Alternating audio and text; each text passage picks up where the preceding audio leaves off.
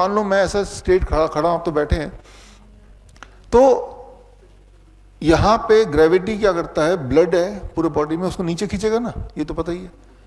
लेकिन heart blood को ऊपर भेजता है, हार्ट पंप ऊपर कर रहा है, ग्रेविटी नीचे पंप खींच रही है, दोनों के बीच में एक बैलेंस है, तभी हम जिंदा हैं।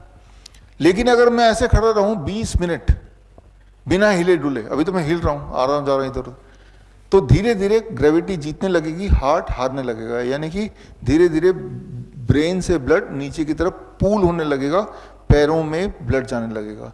जब ब्रेन में एक लेवल से कम ब्लड होगा तो क्या होगा, हमें बेहोशी आएगी, अनकॉन्शियसनेस, गिर जाएंगे।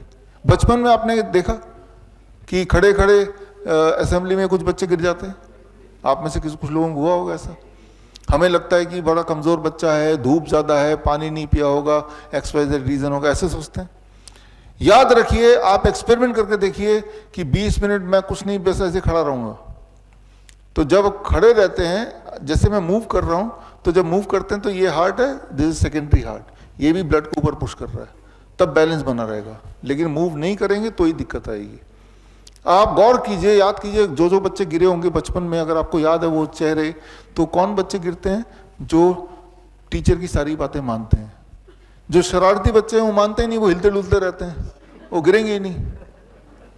आप गौर कीजिए, इंडियन आर्मी में, एयरफोर्स में, पुलिस में भी जब सावधान खड़े होते हैं तो वो तब भी गिरते हैं वो, तो उनको बोला जाता है कि पैरों में, जूते में के अंदर पैरों की उंगलियों को हिलाते रहो, ताकि ब्लड सर्कुलेशन बना रहे। तो यहाँ पे ये जो एक इंपॉर्टेंट बात मैं समझाना चाह रहा हूँ, ग्रेविटी का रोल। तो जब वो बेहोश हो गया, अब होश में कैसे लाना है, बेहोश होने से गिर गया ना वो, तो जैसे ही वो लेटा, अभी देखिए मेरे हार्ट को मेहनत करनी पड़ेगी, ब्लड को यहाँ भेजना पड़ रहा है, जमीन से कितना ऊपर है ना। लेकिन अगर मैं बैठ जाता हूँ तो मेरे हार्ट को थोड़ा कम काम करना पड़ेगा, क्योंकि ग्रेविटी, मेरे हार्ट जमीन से बहुत ज़्यादा दूर नहीं है।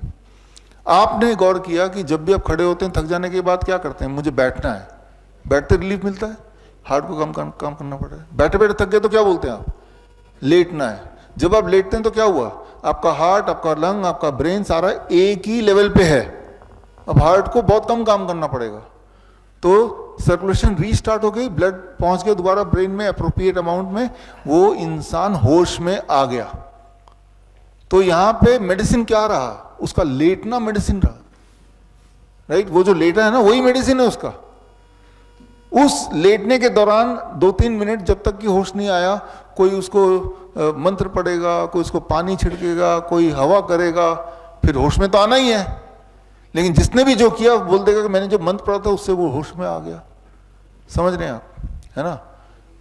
अगर आप चाहते हैं कि जब वो लेट गया है और आप चाहते हैं कि वो जल्दी से होश में आ जाए, तो ज़्यादा से ज़्यादा क्या कर सकते हैं, लेटा तो है ही वो, और उसके दोनों पैरों को अपने ऊंचे पे रख दिया ऐसे, तो ब्लड जल्दी सिर पे आ गया। समझ रहे हैं आप।